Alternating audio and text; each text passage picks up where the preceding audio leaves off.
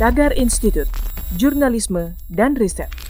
Nah, kalau si Nikita, bayangin dia berani melawan, mengejek, menyindir, atau bahkan apapun namanya, menghina, mengejek apapun, seorang ketua gerombolan yang selama ini dianggap sebagai preman yang menggunakan agama lah, kira-kira begitu ya. Di Indonesia harus diserang terus orang seperti Rizik, seperti Zulkarnain, seperti Maher. Masyarakat harus seperti Nikita gitu, kita butuh lebih banyak Nikita Mirzani ya, yang berani untuk menunjuk hidung orang-orang tersebut, dan kita harus dukung terus orang-orang semacam ini.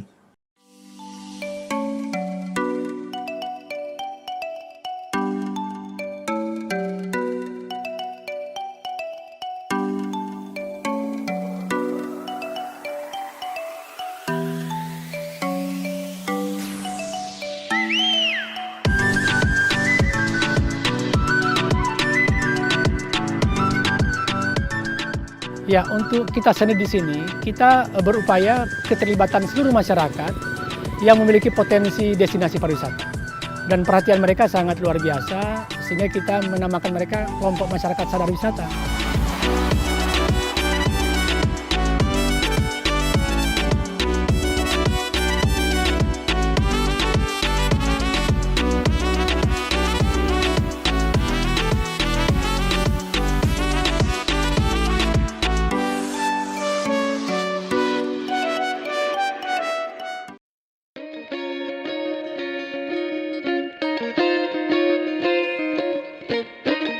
Halo Tagarians, para penonton Tagar TV dan juga pembaca Tagar ID, ketemu lagi sama saya Cory Olivia.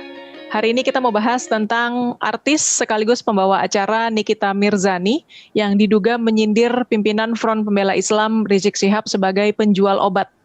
Buntut dari reaksi atas kepulangan Rizik pada Selasa 10 November 2020. Para pendukung Rizik meminta Nikita untuk melakukan permintaan maaf secara terbuka. Namun Nikita tetap tidak bergeming walaupun sudah diancam akan dikepung bersama 800 laskar pembela ulama. Bagaimana pakar komunikasi melihat sikap Nikita Mirzani? Untuk membahasnya lebih lanjut, saya sudah bersama dengan pakar komunikasi dari Universitas Indonesia, Ade Armando. Halo Pak Ade, gimana kabarnya Pak? Baik, Alhamdulillah. Gimana kabarnya Cory? Kabar sehat juga Pak.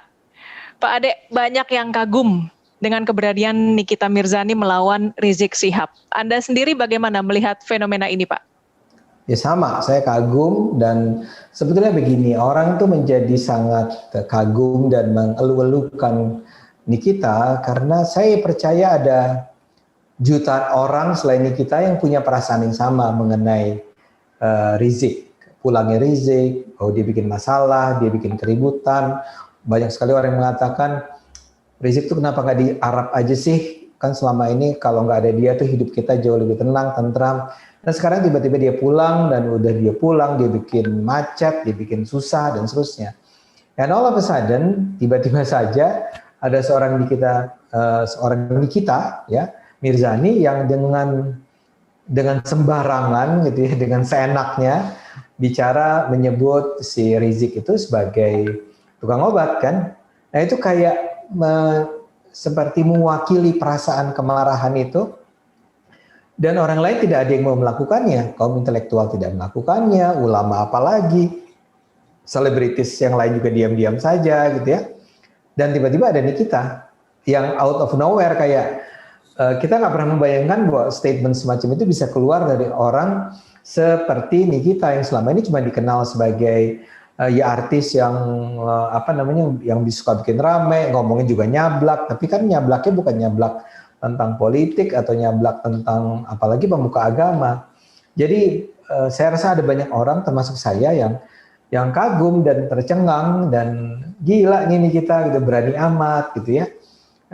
Dan she deserve it. Jadi dia pantas memperoleh pujian semacam itu. Tapi sejak Nikita Mirzani mengungkapkan perasaannya, sepertinya keselamatan dia jadi terancam ya Pak ya?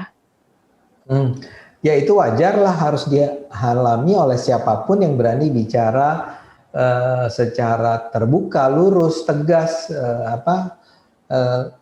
terhadap orang sebesar Rizik Syihab. Tapi kan gini, yang penting kita bisa melihat bahwa sebetulnya Rizik Syihab itu nggak hebat-hebat amat loh, ya. Yang menghadapi dia bukan orang sebesar presiden gitu, nggak perlu presiden yang turun tangan.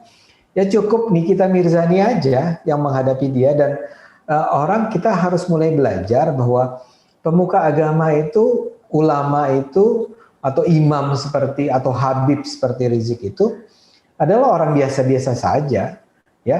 Dia bisa melakukan, sebenarnya mulut Rizik jauh lebih buruk, ya.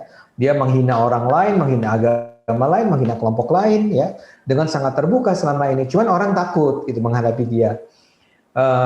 All of a sudden ada orang seperti ini kita yang bilang, ya kalau kamu berani ngomong seenak-enak seperti itu, saya juga boleh dong ngomong seenak-enaknya tentang kamu, ya. Cuman tukang obat kan, artinya gini. Kalau Rizik kan sudah menghina orang lain dengan misalnya Gus Dur matanya buta, hatinya buta dan seterusnya kan. Misalnya dia menghina Soekarno, Pancasilanya di pantat, atau Kristen sebagai menghina Yesus. Itu kan dia lakukan selama berulang-ulang. Dan tidak ada yang berani untuk men-challenge-nya. Nah sekarang datanglah orang seperti Nikita yang bilang bahwa kamu tukang obat. Ya, tentu saja Nikita menghadapi risiko. Dan karena itulah dia menjadi mengagumkan, karena dia nggak peduli dengan risiko itu. Ya dibandingkan, ya bukan dibandingkan, kan selama ini juga banyak stand up comedian gitu ya, yang seperti seolah-olah berani untuk menyerang pemerintah gitu ya. Tapi kan pemerintah yang diserang kan pemerintah yang baik-baik saja. Jadi misalnya kayak apa, Bintang Emon ya, Bintang Emon ngomong, orang bilang berani, tapi kan yang dikritik pemerintah yang sebetulnya tidak terlalu, yang tidak represif. Jadi sebetulnya risiko untuk mengkritik pemerintah itu tidak besar-besar amat. Nah, kalau si Nikita, bayangin dia berani melawan, mengejek, menyindir, atau bahkan ya apapun namanya, menghina, mengejek apapun, seorang ketua gerombolan yang selama ini dianggap sebagai apa sih istilahnya, ya preman lah ya, sebagian orang mengatakan sebagai preman preman yang menggunakan agama lah, kira-kira begitu ya. Tapi mereka kan memang terkenal sebagai bisa melakukan sweeping, bisa menyerang, bisa mempersekusi orang gitu ya. Dan tiba-tiba saja nih kita berani untuk menghajar gitu ya, mempermalukan imam besar yang baru pulang. Jadi itu memang luar biasa. Dan saya tahu ya tentu saja nih kita punya risiko, tapi ya saya berharap ya mudah-mudahan ya dia dilindungi baik oleh aparat keamanan maupun oleh Tuhan kan. Ya amin, amin. Amin. Pak Ade, ini Rizik Syihab kan mengkritik kepolisian ya, yang gerak cepat melindungi rumah Nikita Mirzani tanpa diminta sama Nikita. Sepertinya seharusnya menurut Rizik, polisi malah harusnya menangkap Nikita yang sudah melakukan penghinaan. Kalau menurut Pak Ade gimana nih Pak? Rizik itu emang nggak tahu malu ya ngomong begitu. Yang seharusnya ditangkap duluan itu Rizik, karena banyak kasus yang, kenapa dia kemarin melarikan diri ke Saudi? Karena melarikan diri dari kasus-kasus yang harus dia hadapi kan. Jadi kalau Rizik ingin agar polisi itu menangkap Nikita, apalagi kasus dia. Kalau Nikita kan sebetulnya cuma mengatakan tukang obat kan. Tukang obat tuh memang sebuah, seperti ini kita bilang, memang profesi hina itu tukang obat ya. Kan nggak hina-hina juga. Tapi kalau mau diperkarakan ya silahkan juga kan. Polisi bisa memanggil untuk diperiksa. Tapi kalau Nikita yang bilang Rizik Syihab itu tukang obat saja sudah harus diperiksa polisi, apalagi Rizik Syihab dengan penghinaan dia terhadap Kristen, terhadap Soeharto, terhadap Gus Dur, terhadap orang Sunda, dan seterusnya. Jadi orang ini betul-betul menurut saya sih nggak tahu malu ya, mengatakan bahwa Nikita harus ditahan. Kayak kalau Nikita harus diperiksa, bukan ditahan ya, diperiksa polisi, apalagi Rizik, apalagi soal chat mesumnya atau dugaan chat mesum lah. Ya, Pak Ade, kalau Rizik Syihab ini pengikutnya makin banyak, menurut Pak Ade apakah ini baik bagi masa depan kebangsaan Indonesia, Pak? Ya kan nggak bisa dihindari bahwa memang ada orang-orang yang akan didukung karena para pendukungnya barangkali ya tersesat gitu ya, Ya yang harus dilakukan adalah terus-menerus membuka mata masyarakat bahwa orang-orang semacam ini tidak layak dijadikan ulama, tidak layak dijadikan pemuka agama yang penting didengar pendapatnya, yang diteladani. Memang masyarakat ya seperti juga Anda sebagai wartawan harus membongkar ini terus-menerus, menjadikan suara-suara yang mengkritik orang-orang seperti Rizik Syihab, tapi juga bukan hanya dia ya, ingat ya, ada di situ ada siapa Maher ya, yang kemarin juga sama kasarnya, sama agresifnya. Kita juga tahu ada Ustadz Zulkarnain, ada soal Abdul Somad yang pernah bilang di dalam salib itu ada apa ya, ada setan apa gitu ya. Hal-hal semacam itu, orang-orang semacam ini harus dibersihkan. Dibersihkan dalam artian tidak boleh lah ya pemuka agama itu justru mengajarkan umatnya untuk menghina agama orang lain ya. Dan yang saya sedihkan tuh misalnya gini, Majelis Ulama Indonesia sampai saat ini tuh bungkam dengan orang-orang seperti Rizik Syihab dan kawan-kawan itu. Kalau saja MUI itu berani bicara keras gitu ya, keras dalam artian ya harus diingatkan dong ya, bahwa Rizik Syihab tuh Anda tuh masa di acara mauludan ngomong lonte gitu ya, Anda boleh aja marah, tapi kan Anda harus jaga kata-kata Anda karena Anda mewakili ulama di Indonesia. Jadi saya sih percaya bahwa, tapi kalau Anda bilang mungkin nggak jumlah pendukungnya menjadi semakin besar, ya mungkin saja ya. Dan itu yang harus kita lawan, harus kita cegah. Jangan seperti ya pengalaman Donald Trump di Amerika lah ya. Donald Trump itu pernah menang jadi presiden, walaupun sekarang kalah dengan agak serius dengan selisih suara yang besar. Tapi pernah dia menjadi presiden dan suara dia, walaupun dia tidak mewakili, dia bukan pendeta ya, dia bukan pastor atau bukan pemuka agama. Tapi kan suara dia suara yang kayak tadi, yang kasar, yang menghina orang lain, yang rasis. Dan toh masyarakat di Amerika Serikat ada dalam jumlah cukup banyak bisa mendukung orang seperti Trump. Nah untuk itu memang harus diserang terus orang seperti Trump. Di Indonesia harus diserang terus orang seperti Rizik, seperti Zulkarnain, seperti Maher. Masyarakat harus seperti Nikita gitu. Kita butuh lebih banyak Nikita Mirzani ya, yang berani untuk menunjuk hidung orang-orang tersebut. Dan kita harus dukung terus orang-orang semacam ini.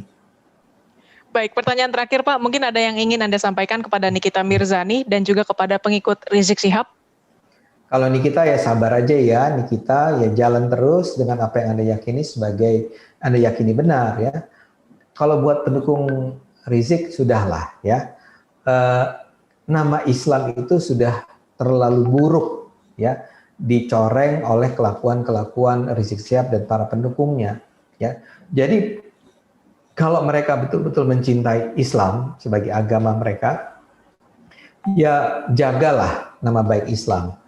Katakan kepada junjungan mereka yang bernama Rizik Syihab itu, stop menjadi ulama yang menyebarkan kebencian, yang mengajarkan kecabulan, mengajarkan kata-kata kotor. Ya jadilah seorang pemuka agama yang betul-betul akan dikagumi, dihormati, karena apa yang dikatakan adalah suara yang kebenaran, yang sejuk, yang mendamaikan, yang membuat orang bahagia, sejahtera. Kalau memang mereka ingin melawan, ya lawanlah koruptor gitu ya. Jelas ya, mereka yang menindas rakyat dilawan dia. Tapi kalau apa yang dilakukan selama ini sih terus terang sudah menghancurkan nama baik Islam di Indonesia atau bahkan di dunia. Ya Anda ingat ya di koran Australia dia digambarkan sebagai fugitive porn ya. Atau ya pelarian pornografi kan, memalukan kan. Oke, baik Pak Ade, terima kasih Pak. Sama-sama ya, sehat dan sukses selalu Pak Ade. Sama-sama ya, salam buat semua teman-teman.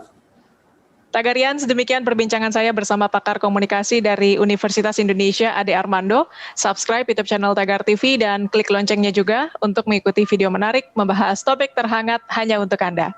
Saya Kori Olivia, Tagar TV.